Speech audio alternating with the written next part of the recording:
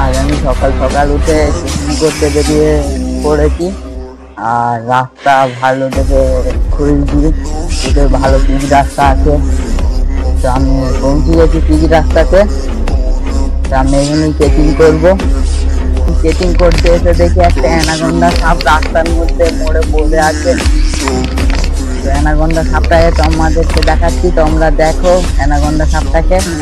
যে অ্যানাকোন্ডা সাপটা রাস্তা থেকে সেফটি দিয়ে পালিয়ে গেছে।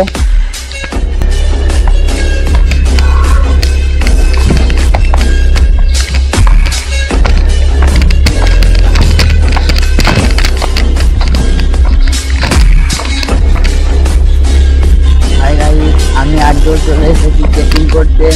আর তোমরা ভিডিওটা শেষ পর্যন্ত দেখো, চেকিং করে আমার মজা হচ্ছে। তোমরা ভিডিওটা দেখো, মজা পাবে ভিডিওটা দেখে। আর লাইক আর সাবস্ক্রাইব ভিডিও চেকিং করছি।